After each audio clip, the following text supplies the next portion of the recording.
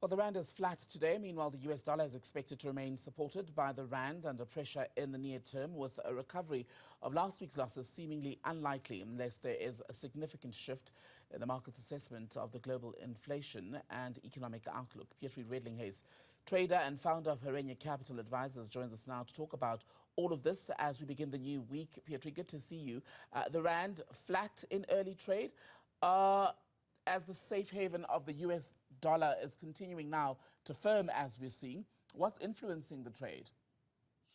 Well, good afternoon. I think it's a very difficult time. I mean, there's obviously a number of things happening at the same time, and I think it also depends, I guess, on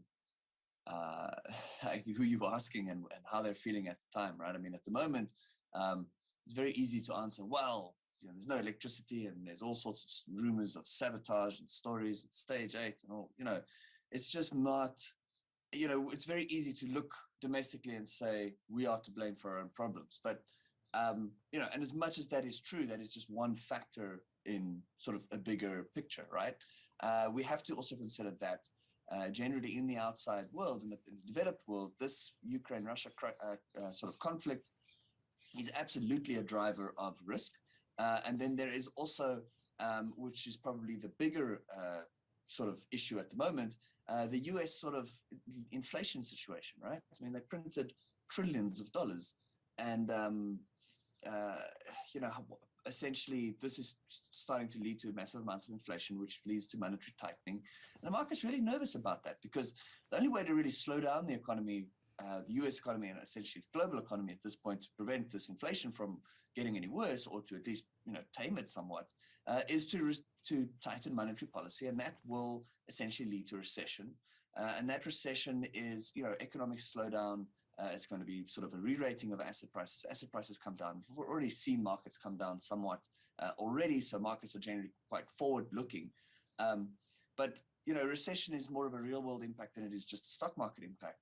So there will be constraints on, job creation will slow down, and just the environment will get really, really tougher than, I mean, for us locally, obviously, we have our own reasons why it's tougher than it probably should be or could be. But that's a risk factor, right? And people don't necessarily want to be or remain invested in markets if they believe that the immediate future is going to be, it's going to be worse than what today is. So yeah, I mean, that's sort of putting a bit of pressure on oil. It's putting pressure on equity markets, and it's driving people into things that they believe are safe, where their money will be protected. So if I could rather just hold dollars rather than being invested in equities, which are sort of just going to move lower in price over the next 6 months, I'd rather do that. And that's one of the big drivers, I think, that's behind what we've seen during the recent sort of dollar strength. Just as an interesting side note, the US dollar index, I just want to pull up a chart here, it's currently trading above sort of 103.70, right? It's trading at 104 or 104.92. So this is just an index of the US dollar versus many other currencies. So it's like a basket weighted index, right? The last time this thing was trading around 103.7, and I know that's a very specific number, right? But the last time we really traded above that was during the 2008-2009 world financial crisis, or global financial crisis, if you want to call it that.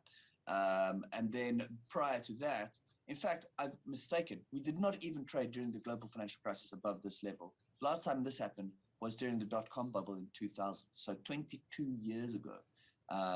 22 years ago was the last time the dollar is as strong as it is now, essentially.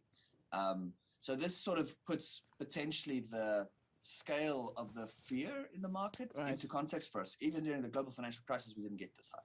Let me ask you then about the oil prices, which are also down, pairing gains from a previous session. Where does that leave us, and what's driving that in particular? Is it still the invasion of Ukraine? Look, I mean, I'll be honest with you, sometimes, the narrative is crafted by, I don't know, essentially the US, and it's, yes, the invasion of Ukraine had a material impact on the oil price, but since the invasion of Ukraine began, the oil price is only up around, it's trading now at $111 a barrel in London. So before the invasion of Ukraine, it was about 97, 96. So yes, a lot of volatility was caused by Ukraine, but there's only really been about a $15 increase. The reason that oil price is really being driven and has been for some time now, I mean, it's sort of been since 2021 that it's been really on a tear, right? And this is just because the production capacity is an issue. Something that's been happening in recent times over the last I want to say 2 months, is really that this recession narrative is kind of putting pressure on it, because the more we expect a recession, what happens? Economic activity slows down, so demand for energy sort of tapers off. Demand for petrol, people don't drive around, people don't fly around, that type of stuff. So that is a negative driver for the oil price, where that's been putting a little bit of sort of pressure. That's what got us down from $120 to kind of where we are now, that people are expecting a global economic slowdown. But now the market's in a weird space, because we've got to try and balance two forces. On the one side, we literally have a production capacity shortage. We cannot produce enough oil to meet energy demand. So it's almost as if a recession is really going to be the only thing that's going to balance the market at this point. We see, even OPEC saying, like, look, we will increase production, but we can't increase much more. We can push production temporarily, but we cannot sustain, even 150,000 barrels a day more for longer than a week. So we really have an issue where what's been happening is, over the last almost decade, if not slightly more, there's been a huge focus on this ESG, which is good. I mean, it's environmental sustainability and governance, right? So it's basically the green transition that the world is, starting to do, and it's happening very slowly. But during that time, what's happened is any sort of fossil fuel projects became very taboo. So companies were discouraged from investing in fossil fuel projects, so coal and oil and that kind of stuff. So, I mean, if you look, even the Biden administration in the US, when they came in, the first thing they did is they basically removed, they stopped granting new drilling licenses for oil in the US. Just no one was allowed to drill for oil. Now it's 2 or so years later, and suddenly, well, there's not enough oil, right? So there's really just a supply and demand issue. I mean, yes, oil, I think, is very volatile, but I don't see energy prices in general coming down unless we have like a much larger than anticipated hard landing or global recession, if you will. Okay. Generally, I think that oil prices are probably going to stay high for a while. We're almost out of time, but I'd like to squeeze in 2 other issues. One of them is the breaking news that we're running now, to do with the increase in fuel prices, more than R2 if you're on a diesel or petrol engine, other forms of fuel or energy also going up. Yeah, so this is going to be across the board, right? So paraffin, gas, natural gas, everything will essentially go up. And this is exactly what I was meaning, is like, even though there's just not enough, right? I mean, we even saw a bit of a warning come from, I can't remember who the company was, but basically essentially putting out a warning that, look, we might not necessarily have enough fuel to operate. As a big sort of logistics company, right? And it's just, we're in a situation where we don't have enough. I mean, we have to find a way to transition. What's an interesting move, Europe has said by 2035 they want to ban the use of combustion engines completely and go fully electric. With current conditions, some countries, I think 3 or 4 of them, have asked, say, listen, that's 2035 ban on combustion engines. We're not going to make the target. We need, to extend this. Which I guess underpins oil demand for some time. We have to find a way to transition off of oil and natural gas onto something else, but there isn't really anything sustainable except perhaps nuclear power is something that could be looked at. But in general, I mean, it's just sort of echoes exactly what I just said.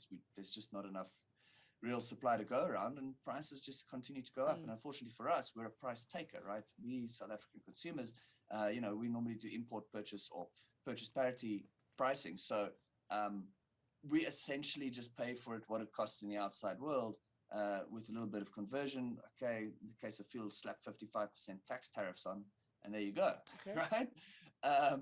So unfortunately, we're price takers, and if the oil prices kind of remain strong and on the upward trajectory, then we're gonna continue to see record high hikes, and it's concerning because record high fuel prices plus record low amount of electricity being produced by Eskom.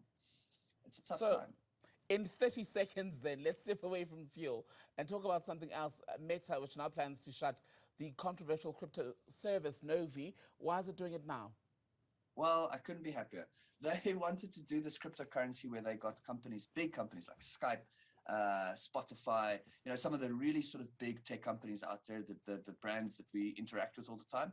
They wanted to create a coin where all those companies are sort of the private miners of this coin. And then we, the user, could use this to transact. So, for example, I needed to send you $5 to buy some airtime. I could just do it via WhatsApp, right? And that was a very scary thought to me. They've been working on this project for some time. It's a very scary thought to me. Facebook can't be trusted with our user data. Now we're going to trust them with our money, right? So it seems that they've abandoned this project, which I am very glad about. Probably because I don't know if you've seen cryptocurrency prices have really tanked. I mean, Bitcoin's down somewhere around 70% in that region. It probably has a bit more downside to go for the rest of the year, probably all the way down to $15,000 from something like 63.